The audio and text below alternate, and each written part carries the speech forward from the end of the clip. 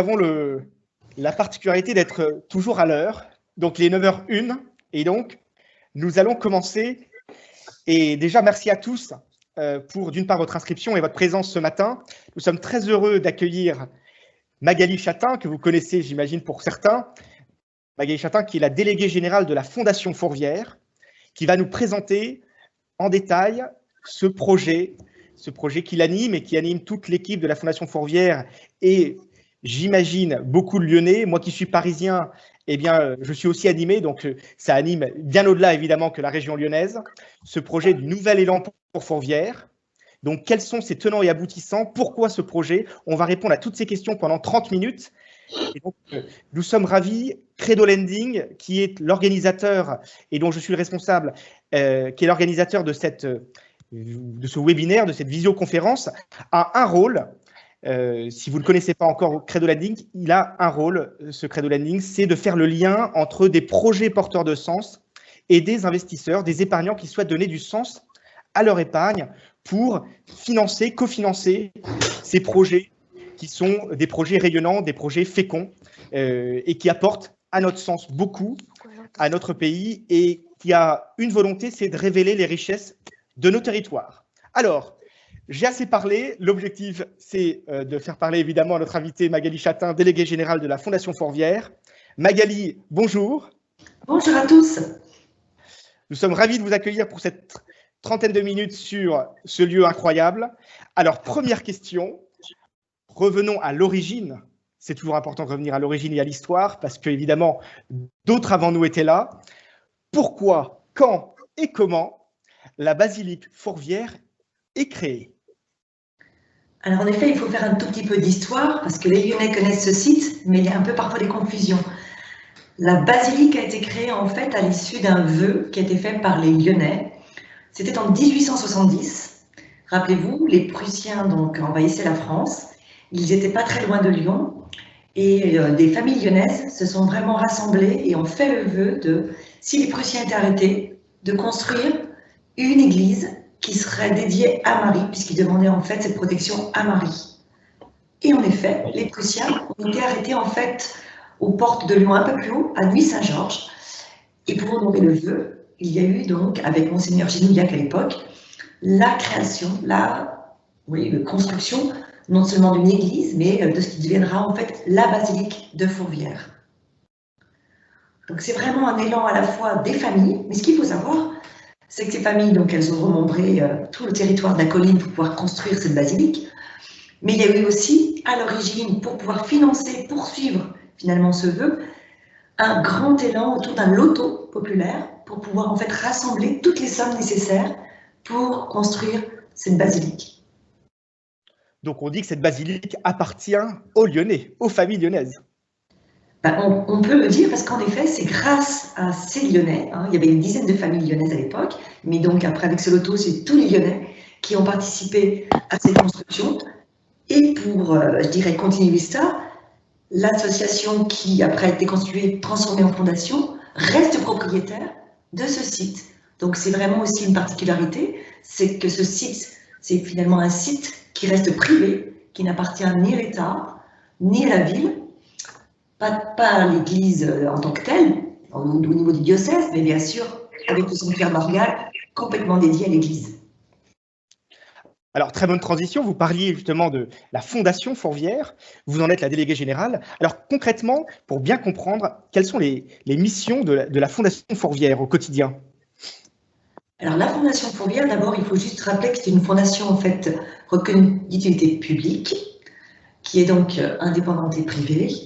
Et ses missions, c'est bien sûr la valorisation, l'entretien de ce site, de permettre la réalisation de nombreux pèlerinages, de favoriser en fait toute la vie autour du sanctuaire et bien sûr après de promouvoir ce site auprès des Lyonnais, mais auprès du plus grand nombre puisqu'on a une vocation quand même avec une dimension nationale, voire internationale.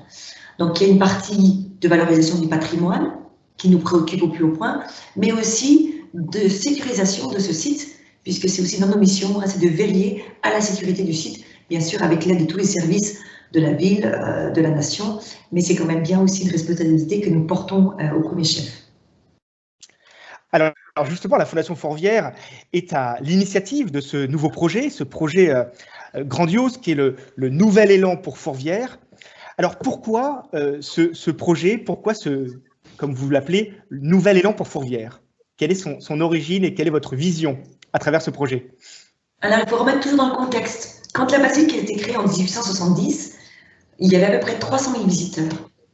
En 2015, plus de 2 millions, 2,5 millions de visiteurs arrivaient à Fourvière.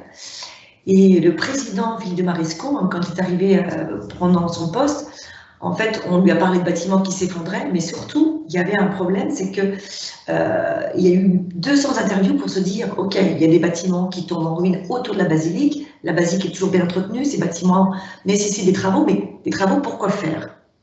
Et donc, au travers des interviews qui ont été faites avec des visiteurs, avec le diocèse, avec les prêtres, avec des entreprises locales, il est vraiment apparu qu'il y avait un vrai déficit, en fait, de lieux d'accueil, d'organisation d'accueil de tous ces visiteurs, pour que ces visiteurs prennent vraiment la pleine mesure de ce qu'est ce site très particulier, ce sanctuaire marial.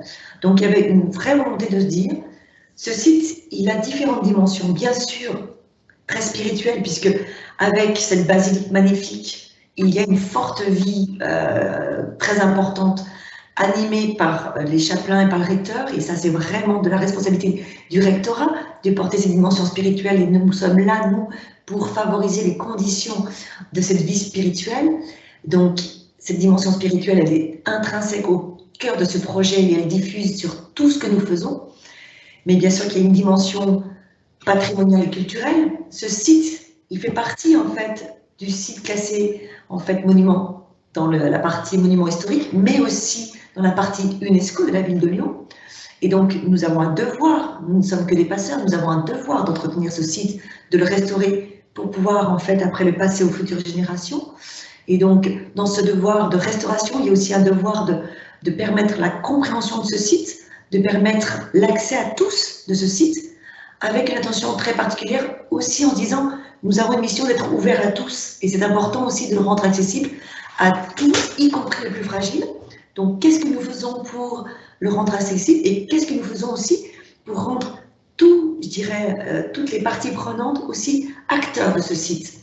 Et donc là aussi, il y a quelque chose de très important, c'est que nous ne le faisons pas tout seul, hein. Il y a des bénévoles qui sont vraiment la force vive de Fourvière, qui font aussi que ce site voilà, a une dimension très particulière. Et quand nous faisons dans cette dimension sociale qui nous est chère, puisqu'on n'est pas un site comme les autres, nous essayons d'intégrer des gens qui sont en fait issus d'associations, qui sont issus de publics plutôt défavorisés, mais qui sont aussi des personnes en situation de handicap. Et on essaie vraiment d'avoir une attention particulière pour tous. Et dans le pour tous, c'est aussi accueillir les pèlerins qui se sentent vraiment attendus à Fourvière, mais aussi des touristes qui viennent ici parce qu'il y a une très belle vue, parce que c'est sur le haut de la colline et tiens, qu'est-ce que c'est? Et de les faire cheminer, en fait, en se disant, c'est plus qu'un lieu touristique, c'est un lieu, on le disait tout à l'heure, qui a une dimension spirituelle, où il se passe quelque chose de vraiment particulier et que nous voulons vraiment, je dirais, les inviter à vivre.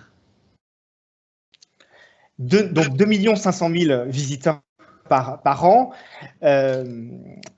Donc l'objectif évidemment c'est donc comme vous dites améliorer l'accueil de l'ensemble de ces visiteurs, leur proposer de nouvelles activités pour justement qu'ils puissent être inspirés devant cette âme mariale et cette basilique magnifique. Alors concrètement, Magali, il y a une restauration de divers bâtiments qui sont autour de la basilique et qui vont offrir de nouvelles activités.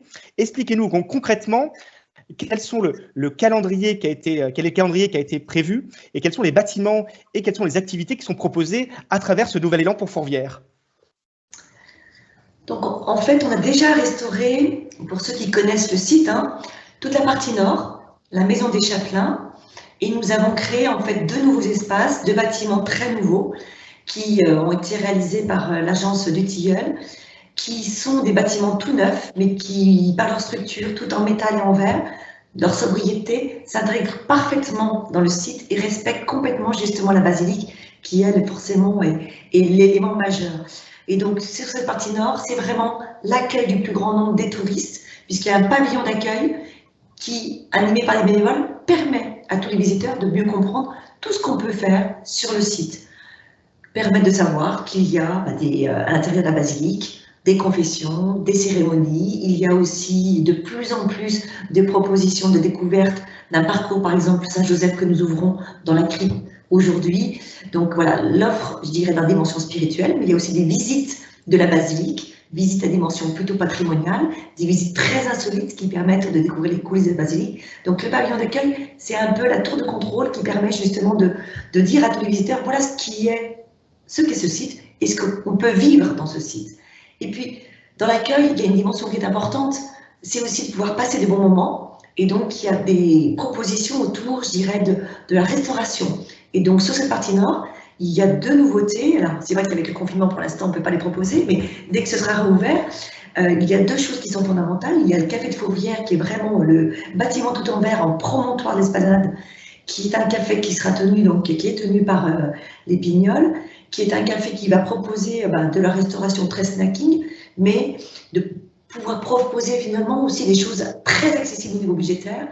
Prendre un café très simplement avec la plus belle vue de Lyon, c'est aussi un vrai défi, parce que c'est aussi l'accès à tous qui nous est cher, et donc profiter de cette vue, parce que c'est un de nos atouts, la vue sera accessible à tous. Et puis un peu plus vers la maison Chapelain, nous allons accueillir dès cet été, et ça nous en sommes ravis, enfin nous allons pouvoir accueillir les apprentis d'Auteuil qui vont mettre en place un restaurant d'application. Ce restaurant va permettre de former une vingtaine de jeunes, issus plutôt en fait de milieux défavorisés, des jeunes qui se cherchaient et qui vont être formés à la restauration, au service de restauration. Et donc il y a une vingtaine de jeunes par an qui vont être formés dans cette salle à manger qui va prendre place à la maison des Chapelains. Ça c'est pour la partie nord, qui est finie. La partie sud qui nous préoccupe, parce que c'est vraiment, je dirais, le défi actuel sur lequel on a besoin de tous, c'est notamment la maison carrée. La maison carrée qui représente, qui incarne toutes les dimensions de notre nouvel élan, à la fois donc les dimensions spirituelles, les dimensions patrimoniales, parce que cette maison elle est classée monument historique. Elle incarne vraiment donc ce beau patrimoine que nous devons justement restaurer. La dimension culturelle, parce qu'il y a un très beau musée d'art sacré qui va être restauré, et bien sûr la dimension touristique, parce que nous allons accueillir un restaurant qui va être tenu par le chef Guy Lassauzet, un restaurant bistronomique, avec une de ses jeunes associés, Gaëlle Manin, et ce restaurant-là aussi, il va avoir une dimension un peu particulière, parce que c'est une bonne restauration, c'est une restauration sympathique, mais ils vont essayer de l'incarner aussi, et d'intégrer des jeunes en situation de handicap. Donc cette maison carrée, qui est un vrai défi sur lequel on a vraiment besoin de tous pour finir ce projet, pour nous, c'est aussi vraiment la symbolique du nouvel élan que nous portons. Alors justement, cette maison carrée qui a toutes ces dimensions, donc dimension spirituelle, dimension sociale, dimension patrimoniale, dimension culturelle. Donc vous parliez de restaurant, il y a un musée, je crois, Magali, qui va être aussi proposé, il y a une halte pour les pèlerins, il y a des logements pour les prêtres, il y a des salles de séminaire. Donc en fait, il va y avoir on va dire un grand mix de population. L'idée, c'est quoi? C'est donner une raison à chacun de monter cette colline qui prie. C'est exactement, que chacun s'y retrouve et que chacun se sente attendu et qu'il y a là vraiment une place pour chacun. Et cette maison carrée, c'est aussi le carrefour justement où, à travers la culture, de l'art sous toutes ses formes, on puisse finalement découvrir Fourvière par une porte d'entrée sans doute un peu différente, mais une porte d'entrée qui est très intéressante et qui permet par ce foisonnement de l'art de découvrir Fourvière un peu autrement. Au travers de la halte des pèlerins, vous l'avez dit, c'est aussi permettre à toutes les paroisses, à tous les pèlerins, de pouvoir avoir un espace d'accueil qui leur est dédié et de pouvoir, avec leur pique-nique, parce que ça aussi c'est important, de venir se restaurer, de venir vivre une journée à Fourvière, dans une dimension, je dirais, très propre à Fourvière, puisque là aussi, avec les chapelains, de pouvoir organiser des pèlerinages à la journée pour pouvoir passer un temps très fort à Fourvière. Et bien sûr que ce temps-là peut se vivre et doit se vivre dans la basilique, mais la halte permettra aussi un temps convivial. Et là aussi, avec une vue, je dirais, très méconnue, avec les jardins juste en dessous, pour tous ces pèlerins qui vont être là, ou toutes ces associations, ces paroisses qui aussi auront des temps conviviaux. Et ça, c'est pour nous très important de leur permettre cet accès-là. Alors, cette maison carrée dont vous parlez si bien, c'est une maison qui a été créée quand? Parce qu'on la voit, on voit très bien, je ne sais pas si tout le monde a Fourvière évidemment en tête, mais quand vous regardez cette belle basilique du bas de Lyon, vous avez donc cette maison carrée sur la gauche, qui est assez impressionnante d'ailleurs. Alors, dites-nous un peu l'histoire de cette maison, parce que vous la baptisez monument historique, mais quelle est son histoire, en quelques mots? Tout à fait. En fait, elle a été créée bien avant la basilique, en 1853. C'est en fait un scholastica jésuite. C'est en fait l'école qui formait les jésuites. Et donc, elle est antérieure à la basilique. Et elle a été, en fait, elle n'a jamais eu de travaux vraiment très importants. Et c'est pour ça que ça a été aussi un des déclencheurs du nouvel élan, puisque c'est vraiment elle, avec ses toits qui tombaient, qui a déclenché, en fait, l'impératif de travaux. Et toujours se dire, en fait, à Fourvière, mais des travaux, mais pourquoi faire? C'est ce qui a été en fait vraiment la jeunesse du nouvel élan. Et donc, elle était antérieure à la basilique, très empreinte bien sûr par les fondateurs jésuites de cette dimension spirituelle. Et c'est pour ça que le musée d'ailleurs prend place dans l'ancienne chapelle du Scholastica et qu'on va restaurer cette chapelle dans l'intégralité de ses décors. Et quand on a en fait préparer ces travaux, on s'est rendu compte qu'il y avait un badigeon dans cette chapelle qui protégeait de très beaux décors peints. Et on va avoir à cœur justement de dégager ce badigeon de façon très respectueuse pour pouvoir restituer l'ensemble de ces fresques qui sont magnifiques. Et on restaure aussi tous les vitraux. Et donc là, on va en fait du coup proposer un décor complètement inédit d'une chapelle.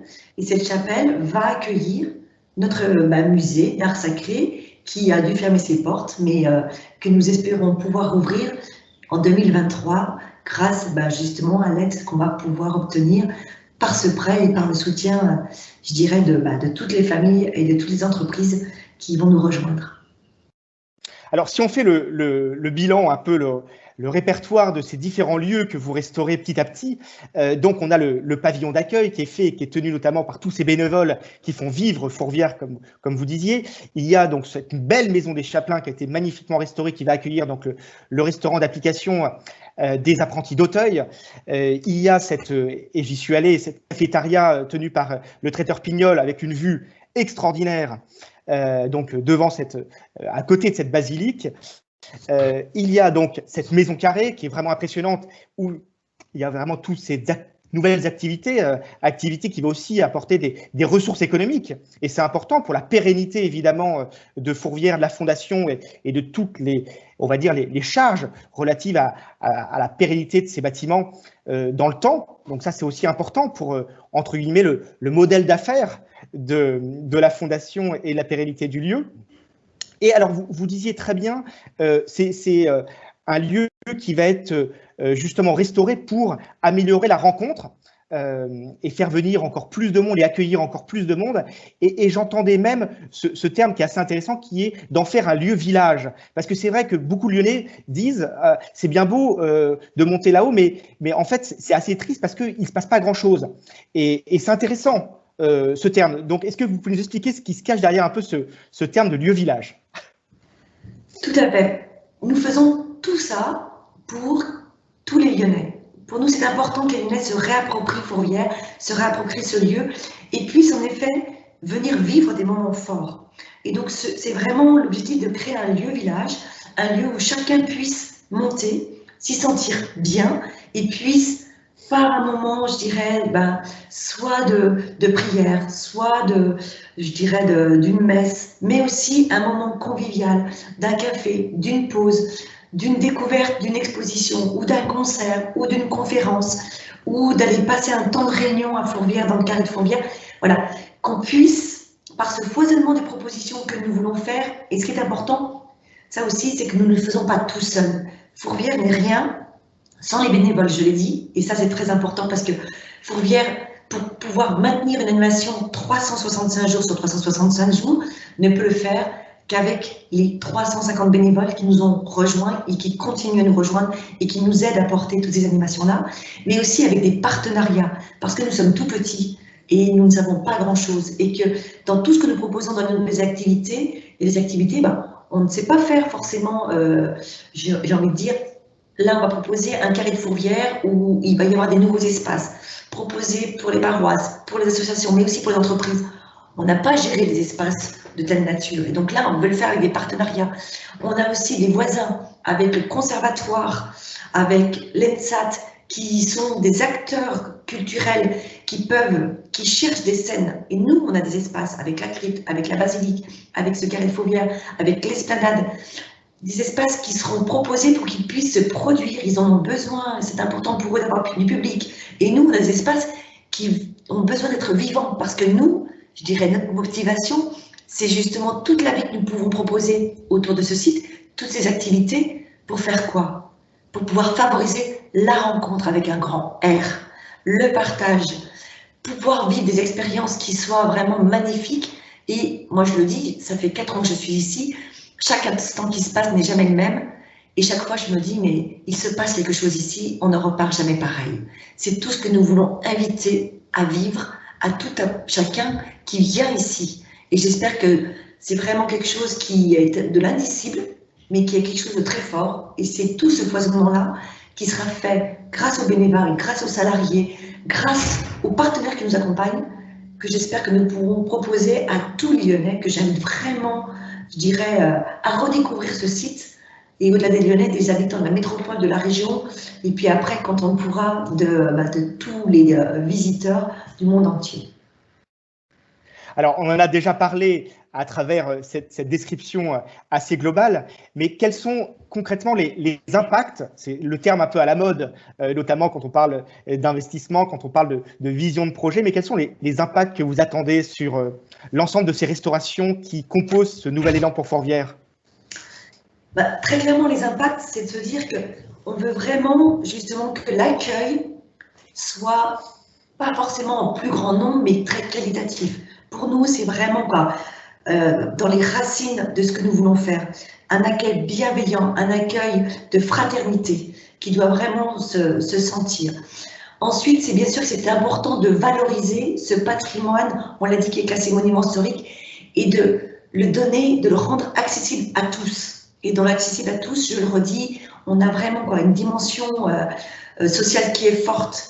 Dans nos bénévoles, on essaye de travailler aussi avec des gens de l'Alged, du Clubhouse, pour rendre aussi ces personnes acteurs de notre accueil.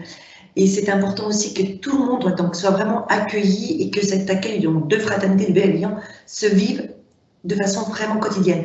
Que le patrimoine soit valorisé, ça c'est aussi très important, et que ce lieu-village permette une expérience, je dirais, d'ordre spirituel, quelle que soit sa croyance. Que ce lieu permette de repartir en paix. Que ce lieu permette de se dire, j'ai vécu des choses et du coup, je vais pouvoir après, sans doute, voilà, vivre autrement, faire un bout de chemin. C'est un vrai défi. Le pape François nous a dit, ouvrez, vraiment, ouvrez vos portes, allez aux périphéries, je dirais, de votre ville. Nous, là, c'est la périphérie qui vient à nous. Charge à nous de faire en sorte, justement, d'être dans l'accueil que veut le pape François et que chacun reparte en paix. Alors, ce Fourvière, qui est un lieu inspirant, comme vous dites, ressourçant, on y vient, mais on n'en repart pas pareil. Donc, évidemment, il faut en attirer le plus grand nombre et l'accueillir le mieux possible, comme vous le souhaitez avec ce superbe projet. Alors, on va parler évidemment financement, parce que toutes ces restaurations, tout ce projet, évidemment, a un coût. Alors, quel coût pour ce projet? Et puis, comment vous comptez, comment vous le financez, tout simplement? Ça, c'est sûr que c'est le nerf de la guerre. Hein. Donc, le projet sur la maison carrée, puisque c'est le sujet qui nous préoccupe pour l'instant, revêt 16 millions d'euros d'investissement. Donc, c'est colossal. C'est plus de 5000 mètres carrés qui sont restaurés. Je rappelle donc, bien sûr, avec, je dirais, les impératifs d'un classement monument historique. Donc, on travaille vraiment sur tout ce qui est, je dirais, obligation monument historique. Je rappelle aussi que, comme nous sommes sur un site qui a plus de 2000 ans d'histoire, nous avons eu de grandes découvertes archéologiques. Et donc, nous avons, je dirais, à 3 cm du sol de la maison carrée découvert des vestiges romains, voire des traces, je dirais, de l'époque gauloise. Donc ça aussi, c'est toujours malheureusement ou heureusement à la charge du propriétaire, comme on veut, mais je pense qu'on a contribué de façon magistrale à l'amélioration de la connaissance, je dirais, d'une présence romaine forte à Fourvière, qui sans doute d'ailleurs va relégitimer la présence du forum, je dirais, romain à Fourvière. Et petite histoire aussi, rappelez-vous, Fourvière c'est quoi? Le nom de Fourvière, c'est Forum Vetus. Et donc, ce serait assez intéressant de se dire que ce forum-là, en effet, ce n'est plus une théorie, c'est sans doute une certitude, il était bien là. Et donc, c'est l'histoire qu'on réancre. Je suis désolée, je fais un peu une aparté, mais c'est un peu l'histoire de Fourvière. Fourvière, c'est tellement empreint d'histoire que tout nous conduit finalement à revenir sur ces ancrages historiques. Donc, 16 millions d'euros, ce sont les budgets qui sont financés pour moitié par les collectivités. Comme nous sommes classés monuments historiques, nous avons des aides de l'État, de la DRAC par rapport à ça. Nous avons la ville qui a participé, nous avons la région qui nous aide et qui nous soutient de façon vraiment très magistrale. Nous espérons que la métropole nous aidera, mais ça, n'est pas encore acquis. Et puis, bien sûr, que nous avons le diocèse qui est à nos côtés, et ça aussi, je les salue parce que c'est vraiment un soutien très important et très encourageant. Et puis, nous avons des soutiens de mécènes, entreprises et de particuliers. Nous avons par ailleurs levé des prêts, et nous en levons un avec vous, avec Credo Funding, et nous avons les fonds propres de la Fondation, puisque la Fondation a des ressources en propre, avec des boutiques, avec, en temps normal aussi, les ressources de restaurants, et les visites que nous proposons en fait à des visiteurs.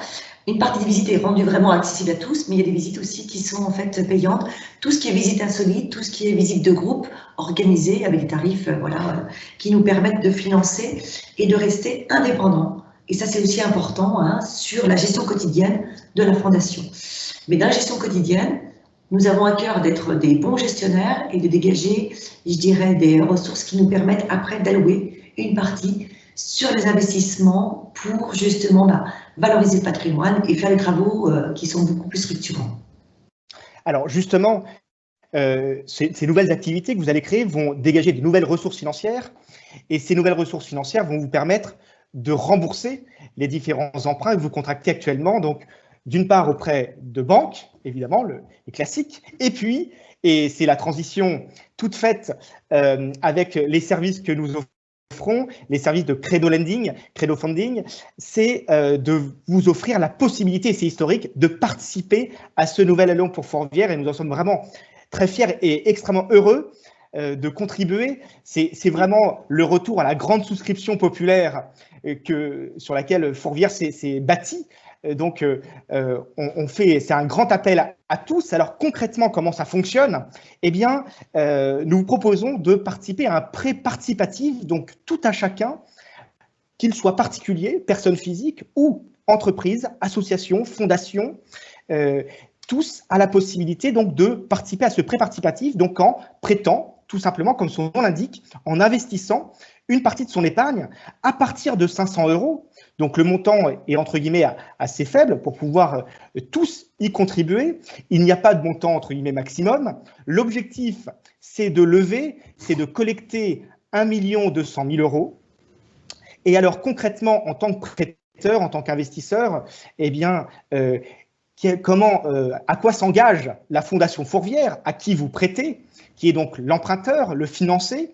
Eh bien, il s'engage à vous rembourser cette somme sur une durée de 8 ans, avec un différé de 2 ans, c'est-à-dire qu'à partir de la 3e année, vous allez commencer à percevoir les remboursements jusqu'à la 8e année, et vous allez aussi toucher un intérêt, donc une rentabilité financière qui est contractuellement de l'ordre de 1,5% par an.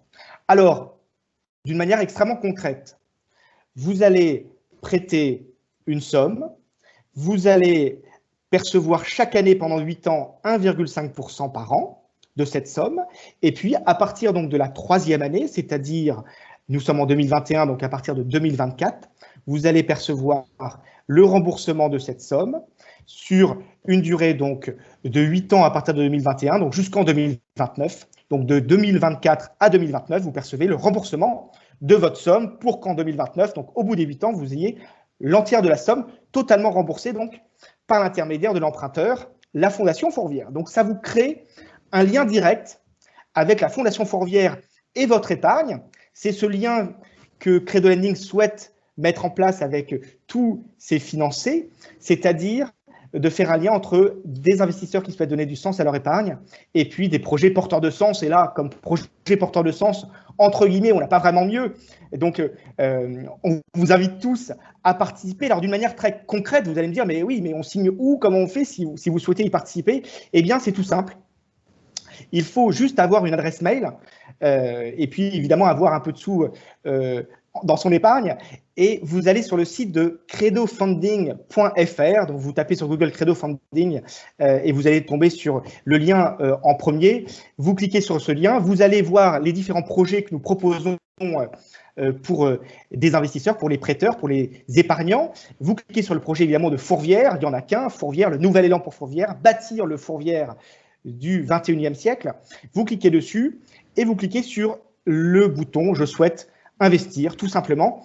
Et là, nous sommes dans la période de réservation des titres. Donc, vous allez voir, il suffit de remplir un formulaire et de valider pour pouvoir pré-réserver votre investissement, donc avec évidemment le renseignement du montant que vous souhaitez investir. Voilà pour la partie vraiment très technique, très pratique pour pouvoir participer à cette grande souscription populaire qui est offerte donc à tout à chacun. La période de la souscription prend fin le 18 mai prochain. Donc, il vous reste encore un mois, à peu près, un peu plus d'un mois, pour pouvoir y souscrire. Donc, nous vous invitons avec grand plaisir. Alors, un immense merci à Magali. On va encore rester tous ensemble pour répondre à quelques questions. Et puis, on va libérer évidemment Magali si ça vous va, Magali, dans une petite dizaine de minutes. Oui, c'est bon. On va jusqu'à moins le quart. Tout à fait, pas de problème. Alors, vous avez la possibilité, soit par la messagerie, soit par votre voix, puisque si on est bien ordonné, chacun va pouvoir potentiellement s'exprimer, mais dans un temps court, si on veut répondre à toutes les questions. Monsieur Martin Artaud, je vois que vous levez la main. Oui. Vous pouvez poser votre question. Voilà, j'ai plusieurs questions, mais je vais être très court. Premièrement, je vais intituler mon intervention par Fourvière, l'âme de Lyon. Alors, il y a peut-être quelque chose que je n'ai pas bien compris, mais dans les personnes déjà qui ont participé à la rénovation et aux frais de rénovation, vous n'avez pas cité les dons. Les dons participent bien aussi à l'utilisation pour cette restauration. Oui, désolé, quand j'ai dit en fait mécénat, entreprise et particulier, par particulier, ce sont bien les donateurs, bien sûr. Oui? Oui, tout à fait. Oui, bon. Alors, ma question, j'ai trois questions. La première, c'est, est-ce qu'il y a des frais d'entrée quand on investit une certaine somme? C'est une très bonne question. Alors, j'y réponds parce que c'est la partie technique. C'est 12 euros de mémoire, c'est 10 ou 12 euros. Donc, on est vraiment sur une somme un peu, on va dire… dérisoire. Dérisoire. Voilà, merci pour l'adjectif. Voilà, mais il n'y a pas d'autres frais pour l'investisseur à part ces frais qui correspondent aux frais de signature électronique, pour être précis. Vous ne prenez pas de frais sur la somme donnée, un pourcentage sur la somme donnée. Alors ça, c'est ce qu'on appelle les frais de succès qui sont prélevés sur la somme qui sera collectée, mais c'est une somme qui sera payée par la Fondation Fourvière et non pas par l'investisseur. Sur une somme donnée, l'investisseur n'aura pas un pourcentage qui sera prélevé pour participer au rendement. Non. L'investisseur investit 100, il paiera donc 500 et les 10-12 euros de frais de signature, mais c'est tout. Il n'y a pas de pourcentage en effet prélevé sur l'investissement. Et ma dernière question, c'est, j'ai un certain âge et je suis pas loin du tombeau. Est-ce que mes enfants, qu'est-ce que feront mes enfants avec cet investissement si je le fais? Alors, c'est un investissement qui rentre tout naturellement dans la succession, si vous êtes amené à décéder. Donc, si vous avez encore une épouse, c'est votre épouse qui en percevra. Et donc, sinon, ça sera vos enfants qui devront attendre le remboursement total pour pouvoir bénéficier des sommes. Oui, d'accord. Bon. Mais l'identité du prêt passera à vos enfants. Oui. Donc, ça peut rentrer dans ma succession. Ça rentrera dans votre succession, tout à fait. Merci. Alors, je vois que nous avons Monsieur David qui souhaite poser une question. Monsieur David, je vous en prie, vous pouvez prendre la parole en vous redonnant le son. Vous cliquez bien sur votre micro pour pouvoir parler. Voilà. Excusez-moi, bonjour. Oui. Bonjour à tous. Deux questions. Le remboursement à partir du différé, au-delà du différé, il est progressif et constant sur les 5 années qui suivent? C'est de l'amortissable linéaire, oui, donc tout à fait. C'est un amortissement linéaire pendant 5 ans. Exactement. Et le rendement, lui, va jusqu'au terme et porte sur la totalité. Exactement, 1,5%. C'est-à-dire que le rendement du placement que l'on pourrait faire à la fondation n'est pas imputé des remboursements successifs. Alors, vous vous placez vraiment comme celui qui va financer. Donc, vraiment, vous êtes une sorte de banque. Et donc, comme c'est de l'amortissable, eh bien, l'intérêt, donc les 1,5% sont uniquement sur le capital restant dû. Oui, voilà ce que je voulais entendre. C'est-à-dire, autrement dit, le 1,5%, si on met 10 000, ça fait 150, mais ça diminue au-delà de 2 ans de la partie remboursée chaque année. Exactement. Voilà, c'est bien ça.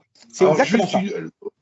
Ok, d'accord. Donc ça, c'est clair. La garantie qu'offre la Fondation Fourvière, c'est quoi? Alors, c'est son histoire, c'est ses fonds propres. Vous avez un document qui est sur la plateforme Credofunding où vous allez avoir vraiment tous les chiffres extrêmement précis, c'est-à-dire les chiffres historiques financiers et puis tout le prévisionnel, notamment avec les prévisionnels de ressources financières dues à ces nouvelles activités créées. Et donc, ça vous permet vraiment d'analyser vous-même, avec évidemment notre analyse en plus, la structure financière et la solidité financière. Donc, pour être extrêmement précis, il n'y a pas de garantie offerte sur ce prêt par la Fondation Fourvière. C'est notre analyse et votre analyse personnelle au regard des éléments qu'on vous offre, qu'on vous donne, qu'on publie, qui vous permettent de jauger de la solidité ou non de l'opération. Très bien. Et dernière question, mais qui est plus politique et qui s'adresse à la déléguée diocésaine. Est-ce qu'on n'a pas été trop ambitieux dans les projets de la Fondation, par hasard? Alors, est-ce qu'un site comme Fourvière est trop ambitieux? J'ai envie de dire on pourrait se poser la question, et je sais qu'on se la pose. Franchement, moi, je suis arrivée, le projet était déjà lancé, et avec le recul, je pense que c'est quelque chose qu'on fera qu'une seule fois, tel qu'on le fait. Et que on aurait pu faire par petits bouts, mais on aurait été épuisé, on ne serait pas allé au bout. Et nous sommes avec un président qui est un ancien grand patron de l'industrie, Philippe Desmaresco. Et avant de démarrer, il s'est vraiment en fait entouré, je dirais, de différentes personnes qui ont interrogé plus de 200 personnes pour pouvoir vraiment évaluer les besoins et définir l'ambition de ce nouvel élan. Et franchement, moi je me dis maintenant qu'on est vraiment les mains dans le cambouis, c'est parfois difficile, parfois on se dit waouh, est-ce qu'on a raison? Mais moi je peux vous dire que tout ce qu'on est en train de faire sur la partie déjà nord, c'est juste magnifique et que le site le vaut bien.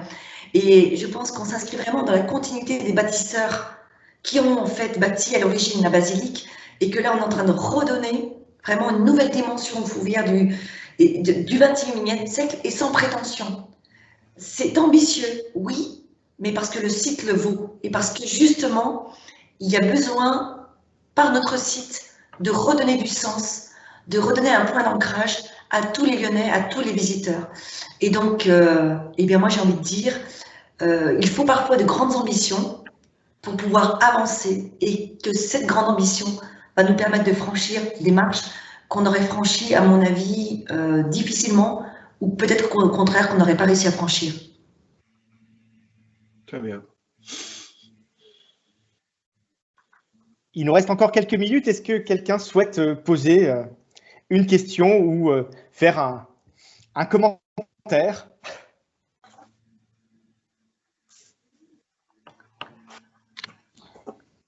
Alors, on va pouvoir libérer notre cher délégué général de la Fondation Fourvière et toute l'équipe, évidemment, de Credo Lending remercie Magali pour son temps et pour ce témoignage qui, j'espère, vous a plu, vous a inspiré.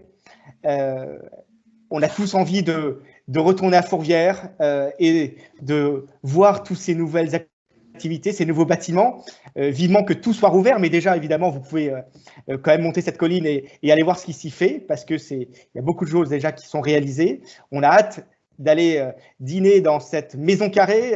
On a hâte d'aller profiter de cette halte de pèlerins, voir ces différentes salles de séminaires qui seront aussi ouvertes à des organisations de fêtes familiales, hein, j'entendais aussi, et c'est intéressant, c'est avec vos familles, vous allez pouvoir aussi réserver ce lieu incroyable sous le regard de Marie. Donc c'est vraiment un lieu qui est pour tous, et nous sommes extrêmement heureux d'avoir organisé ce webinaire aujourd'hui. Et donc, vous avez cette chance historique avec Credo Lending de pouvoir participer et donner du sens à votre épargne en circuit court. Vous savez exactement ce qu'il va financer. Vous avez eu ce témoignage ce matin. Donc, il va financer la maison carrée et toutes ses dimensions. On les rappelle, ces dimensions patrimoniales, sociales, culturelles et évidemment, celles qui irriguent le tout spirituel. Merci à tous.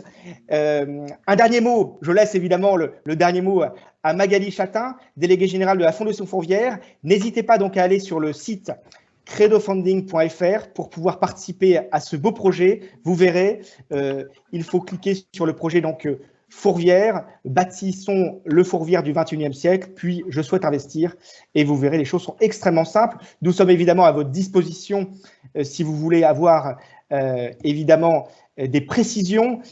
Vous avez tous reçu mon mail puisque je vous ai envoyé le lien pour cette visio, pour cette visioconférence, ce webinaire. Donc n'hésitez pas aussi à m'interpeller si besoin. Et je laisse évidemment pour ces 2 dernières minutes le dernier mot à notre cher délégué général Magali Chatin. Tout d'abord, un grand merci Edouard, un grand merci à Credo Funding de nous accompagner. Et c'est vrai que je trouve que ça a été aussi ça, une très belle rencontre avec vous. Et c'est très, très encourageant d'être avec des équipes comme les vôtres, parce que ça nous permet justement, ça nous galvanise dans la poursuite de ce projet. Et puis, j'ai envie de dire à tous qui nous écoutent et à tous ceux qui vont nous rejoindre, nous avons vraiment besoin de vous. Poursuivez l'histoire avec nous, inscrivez-vous dans la continuité des bâtisseurs de Fourvière, rejoignez ce nouvel élan parce que vous nous aidez à continuer à écrire l'histoire pour, je dirais, les générations actuelles, mais aussi pour les futures. Et c'est vrai qu'on est tous en quête de sens en ce moment, avec tout ce que nous vivons avec la pandémie, et je suis convaincue que voilà, on a un rôle à jouer. Et ce rôle, on pourra le jouer grâce à vous tous. Et au-delà du prêt, c'est aussi un investissement particulier, c'est aussi un temps de redécouverte, un temps de partage avec Fourvière, une rencontre que je nous invite à faire. Et je serais vraiment très heureuse, moi, de pouvoir vous accueillir. Et vraiment, je suis très impatiente voilà, qu'on puisse aller au bout de cette première étape, parce que l'histoire va continuer, bien sûr. Et c'est l'histoire de la rencontre. Et ça, après, j'ai envie de dire, ça ne nous appartient plus. Ça appartient à Marie. Et moi, tout ce qui nous anime, c'est que n'oublions pas, nous sommes un sanctuaire marial, ouvert à tous. Et c'est ce que nous devons faire, en tous les cas, c'est ce qui nous anime au quotidien, à la Fondation, au rectorat, avec tous les bénévoles, et j'espère avec vous tous. Merci beaucoup Magali. Nous vous souhaitons à tous une très belle journée sous le regard de Marie, et nous sommes vraiment à votre disposition, et on compte sur vous. Magali compte sur vous, ce beau projet compte sur vous, et tout simplement, un immense merci pour votre présence ce matin et nous tâcherons de vous communiquer évidemment toutes les informations possibles et imaginables pour que tout soit le plus précis possible, et n'hésitez pas à devenir ambassadeur de ce beau projet. Au-delà d'être contributeur, devenez ambassadeur, parlez-en autour de vous. Il faut qu'il y ait un réel engouement autour de ce projet qui nous concerne tous et qui nous inspire par-dessus tout. Merci beaucoup.